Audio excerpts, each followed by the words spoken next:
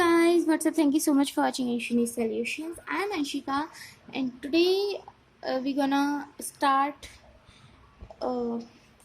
from the topic breathing और ventilation of lungs. Last video में हमने आपको यहाँ तक पढ़ा दिया था चैप्टर 14 रेस्पिरेटरी सिस्टम के यहाँ तक पढ़ा दिया था हमने आपको. अब हमें इस टॉपिक से स्टार्ट करना है for ICSE class 9. So let's start.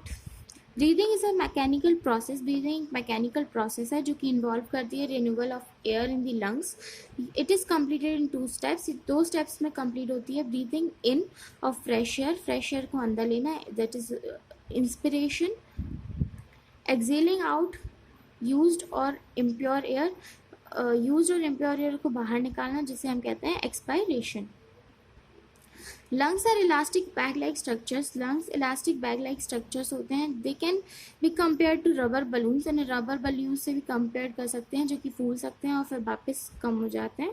The leg muscles hence cannot contract or expand on their own. उनमें muscles नहीं होती हैं, मतलब कम होती हैं, इसलिए वो खुद से कॉन्ट्रैक्ट या फिर एक्सपेल नहीं कर सकते. सेकेंडली लंग्स जो है वो क्लोजली फिटेड होती हैं थोरैकिक कैविटी में, विच इज़ एयर टाइट, जो कि एयर टाइट होती है. देयरफॉर जो लंग्स है वो एक्सपेंड और कॉन्ट्रैक्ट करती हैं विद द एक्सपेंशन और कॉन्ट्रैक्शन ऑफ थोरैकिक कैविटी. थोरैकिक कैविटी के एक्सपेंशन और कॉन्ट्रैक्शन के साथ में ही एक्सपेंड और कॉन्ट्रैक्ट होती है. देयरफॉर जो brought about by the respiratory movements of rib cage and diaphragm, जो कि respiratory movements of rib cage और diaphragm के साथ में होता है. Their expansion and contraction is assisted by intercostal muscles attached to ribs, radial muscles attached to diaphragm. Radial muscles जो कि डायफ्राम में होती हैं और इंटरकॉस्टल मसल्स जो कि रिब्स से अटैच होती हैं, इन दोनों के थ्रू होता है. इंस्पिरेशन और इनहेलेशन. ड्यूरिंग इनहेलेशन जो थोरैकिक कैविटी है वो एक्सपेंड होती है. जो कॉन्ट्रैक्शन होता है इंटरकॉस्टल मसल्स का जो कि पुल करता है रिब्स को और स्टर्नम को अपवर्ड, फॉरवर्ड और आउटवर्ड. जो कॉन्ट्रैक्शन होता है रेडियल मसल्स का जो कि होता है डायफ्राम का, which causes flattening of dome shaped diaphragm. The volume of lungs जो है लंग्स की वॉल्यूम वो इंक्रीज होती है और एयर प्रेशर जो है लंग्स में वो डिक्रीज होता है. फ्रेश एयर जो होती है वो एटमोसफेयर से having high pressure rashes through air, air से होते हुए पैसेजेस हमारे लंग्स में आती है और फिल हो जाती है हमारे एल्वेलाई से. ओके, उसके बाद हमारा है एक्सपिरेशन और एक्सहेलेशन. ड्यूरिंग एक्सपिरेशन जो वॉल्यूम है थोरैकिक कैविटी की वो डिक्रीज होती है. रिलैक्स जो होते हैं इंटरकॉस्टल मसल्स जो कि पुश करते हैं रिब्स और स्टर्नम को उनकी ओरिजिनल पोजीशन में, that is downward and inward. Relaxation होता है रेडियल मसल्स का due to which the flatten diaphragm comes to its original shape, that is it becomes dome shaped. This presses the lungs and air goes out. ये lungs को press करती है और air को बाहर निकालती है. इनहेलेशन और एक्सहेलेशन में डिफरेंस दिया है, जो कुछ भी हमने पढ़ा है वही दिया हुआ है. एक बार इस टेबल को रीड ज़रूर करना, पॉसिबली इससे रिलेटेड क्वेश्चन आ सकते हैं. Okay, composition of inspired and expired air. Inspired और एक्सपायर्ड एयर का कॉम्पोजिशन, ऑक्सीजन, कार्बन डाइऑक्साइड और वाटर वेपर का जो कंटेंट होता है इनहेल्ड एयर में वो थोड़ा सा डिफरेंट होता है जो उस एयर में जो हम एक्सेल करते हैं. अबाउट 150 ml जो एयर है वो हमारे डेड स्पेस में अटक जाती है रेस्पिरेटरी ट्रैक्ट के, जो कि मिक्स हो जाती है जो कि हम एयर इनहेल करते हैं उसके साथ में, जो कि एल्वेलाई की तरफ आती है. इसलिए एयर की कॉम्पोजिशन में डिफरेंट होता है, एल्वेलाई में भी डिफरेंट होता है. एल्वेलाई डिफरेंट होती है फ्रॉम बोथ इंस्पायर्ड और एक्सपायर्ड एयर से, जैसे कि हमें टेबल में शो किया गया है. ऑक्सीजन हम 20.71% इनहेल कर रहे हैं, 12% हमने निकाल दिया. Still we have 13.60% in our alveolar air के रूप में बच जाता है. कार्बन डाइऑक्साइड हम 0.4% इनहेल करते हैं, 4.0% हम एक्सहेल करते हैं और एल्वुलार एयर के तौर पे हमारे पास 5.3% बच जाता है. नाइट्रोजन हम 78% इनहेल करते हैं, 78% एक्सहेल करते हैं, हमारे पास 78% ही एल्वुलार एयर में होता है.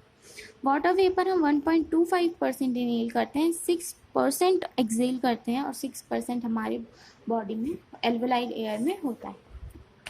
उसके बाद ब्रीदिंग एंड रेस्पिरेशन। ब्रीदिंग जो है वो is not to be confuse with respiration. Breathing को हम कन्फ्यूज़ नहीं हो सकते रेस्पिरेशन के साथ में। ब्रीदिंग एक फिजिकल प्रोसेस है। जब ब्रीदिंग करते हैं हम लोग तो एक ऑर्गेनिज्म ऑक्सीजन लेता है एनवायरनमेंट से थ्रू स्पेशलाइज्ड ब्रीदिंग ऑर्गन्स, जिन्हें हम कहते हैं ट्रैकिया, गिल्स और लंग्स, एंड और कार्बन डाइऑक्साइड को रिलीज़ करते हैं। इट इंक्लूड्स इनहेलेशन, ये इनहेलेशन और एक्सहेलेशन को इंक्लूड करता है एयर के, जबकि रेस्पिरेशन इंक्लूड करता है exchange of gases between air and blood in lungs. Gases का एक्सचेंज एयर में, ब्लड में, और ब्लड में हमारे लंग्स के अंदर ट्रांसपोर्ट गैसेस का ट्रांसपोर्ट ब्लड के थ्रू, और exchange of gases between blood and tissue cells through tissue fluid, oxidation of glucose into CO2 and water with the help of enzymes and release of energy as ATP। ये सब हमारा होता है respiration में, जबकि हमारा breathing में होता है इनहेलेशन एंड एक्सहेलेशन ओनली। बाकी उसके बाद जो हमारे बॉडी में ऑक्सीजन और कहाँ से कहाँ जाता है, कैसा होता है, वो सब होता है रेस्पिरेशन में। ओके, सेम डिफरेंस दिया है शॉर्ट में।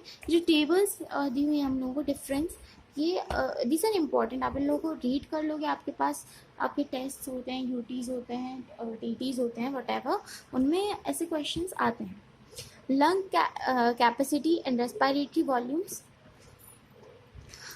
जो अलग अलग पल्मोनर एयर वॉल्यूम्स होते हैं लंग के, उनकी कैपेसिटीज़ क्या क्या होती हैं। जो टोटल लंग कैपेसिटी होती है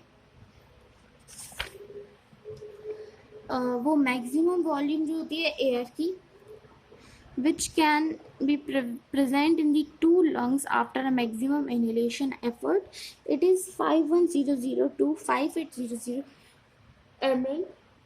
टाइडल वॉल्यूम, ये जो वॉल्यूम होती है एयर की वो ब्रीद इन होती है and out in the normal quite breathing, ये सिर्फ 500 ml होती है।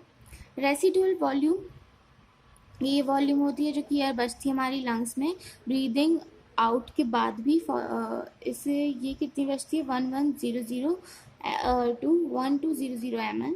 Dead air space, it is the volume of tidal air left in the respiratory passages, में जो एयर बच जाती है where no exchange of gases occur, जहाँ पे कोई एक्सचेंज ऑफ गैसेज अकर नहीं होता है, जिसे हम कहते हैं जो कि होता है 150 ml।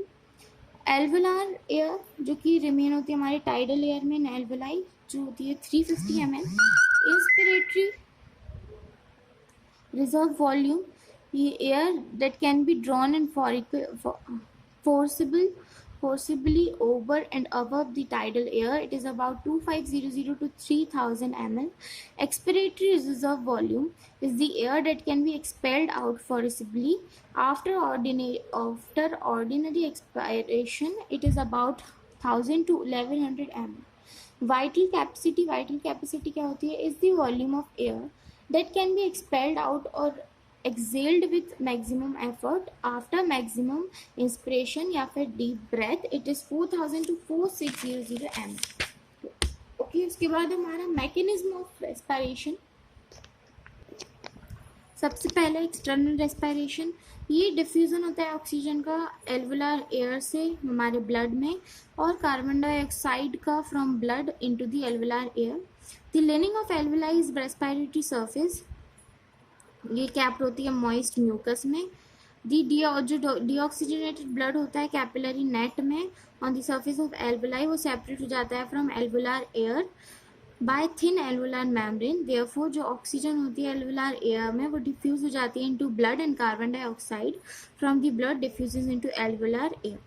Transport of respiratory gases, transport of oxygen from alveoli to tissue cells, it is the alveolar capillaries, oxygen combines with hemoglobin of blood forming an unstable compound called oxyhemoglobin, it is carried by blood to the tissues, ये हमारा blood से tissues तक carried out होता है। In the tissue where oxygen concentrated is low, जहाँ एक tissue में जहाँ पे ऑक्सीजन कॉन्सेंट्रेशन कम होता है, ऑक्सी हीमोग्लोबिन ब्रेक डाउन हो जाता है with the release of oxygen.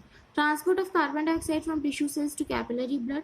Carbon dioxide produce होती है ड्यूरिंग सेलुलर रेस्पिरेशन, जो कि रिमूव हो जाती है ब्लड से एज बायकार्बोनेट, और जो कि डिजोल्व हो जाती है प्लाज्मा में और लंग्स के थ्रू कैरिड हो जाती है। इन लंग्स बायकार्बोनेट जो है वो रिलीज करता है CO2, जो कि डिफ्यूज हो जाती है in the alveolar air. Internal respiration और टिश्यू रेस्पिरेशन। इंटरनल रेस्पिरेशन या फिर टिश्यू रेस्पिरेशन में क्या होता है? It is the diffusion of oxygen. ये डिफ्यूजन है ऑक्सीजन का from blood into the tissue cells, और कार्बन डाइऑक्साइड का from tissue cells into the blood. Tissues में जो है ऑक्सीजन डिफ्यूज होता है from capillaries to the tissue fluid, and from there into the tissue cells carbon dioxide from the cells diffuses into the capillaries. Cellular respiration और biological oxidation। Sales के अंदर जो glucose होता है वो यूटिलाइज हो जाता है इन बायोलॉजिकल ऑक्सीडेशन, ये जो कि इन्वॉल्व करती है नंबर ऑफ केमिकल रिएक्शंस को, और सारी जो है उनमें से वो कंट्रोल होती हैं स्पेसिफिक एंजाइम्स के थ्रू। ऑक्सीजन के प्रेजेंस में ग्लूकोज जो है वो ब्रेक डाउन होता है इनटू CO2 और H2O, जो कि ATP एनर्जी रिलीज करता है in a step wise fashion. However जो दूसरे सब्सटेंसेज होते हैं जैसे कि फैट्स और rarely proteins are also consume in respiration, उन्हें भी रेस्पिरेशन में कंज्यूम करा जाता है। Cellular respiration combustion.